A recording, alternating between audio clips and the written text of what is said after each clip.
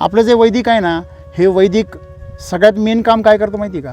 हे मेन असं काम करतं की जमिनीमध्ये सेंद्रिय कर्ब वाढवतं. जमिनीचा एकदा सेंद्रिय कर्ब वाढला की ती बरोबरच झाडाची प्रक्रिया काय करतं, चालू करतं.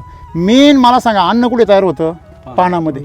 आता हे जे पान आहे, तुम्ही म्हणले हे काय तेल लावल्यासारखं आहे, हे तेल लावल्यासारखं आहे म्हणजे याच्यामध्ये सूर्यप्रकाश जास्त ॲब्झॉर्ब होईल का जे खराब आहे पान त्याच्यामध्ये होईल? आता ह्याच्यामध्ये जास्त सूर्यप्रकाश ॲब्झॉर्ब होईल का याच्यामध्ये? चमकमध्ये होईल. म्हणजे जेवढा सूर्यप्रकाश ते ॲब्झॉर्ब करील ते चमकतं, याचा अर्थ त्याच्यामध्ये एनर्जी काय होईल झाली, त्याची ताकद वाढली. मग जेवढी ती एनर्जी मग हे जे आहे हे पान जेवढा तुमचं चमकेल तेवढी सूर्यप्रकाश त्याच्यामध्ये काय होईल, खेचला जाईल. आणि वैदिकचं कामच ते सगळ्यात जास्त सूर्यप्रकाशाची एनर्जी काय करायची, त्याच्यामध्ये ॲब्झॉर्ब करायची.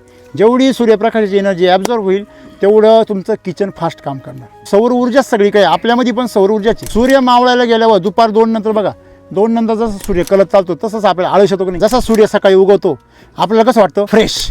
जसा सूर्य डोक्यावर होतो आपण आणखीन ताजेतवाने होतो.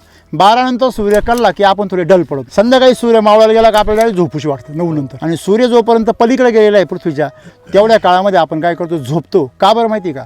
रात्रीची कार्यक्षमता काय होती माणसाची, कमी होती. माणसं झोपेत का जाता, कारण ते क्षमता कमी होती. हा सगळा जो सायकल आहे आपला तो सूर्याच्या ऊर्जेवर आहे. ते सूर्याची ऊर्जा खेचण्याची ताकद असलेली पानं जर आपण निर्माण केली तरच तुमच्या बागा टिकणार. तुमचा सूर्यप्रकाश जमिनीवर पडता कामा नये. तो कशावर पडला पाहिजे, पानांवर पडला पाहिजे. 100% तुमचं पान जाड झालं पाहिजे, तुमचं पान चमकदार झालं पाहिजे. कुठली बाग असू द्या, कुठलंही झाड असू द्या, कुठलंही पीक असू द्या, तुमच्या झाडात ताकद पाहिजे. झाडासाठी तुमच्या मातीत ताकद पाहिजे.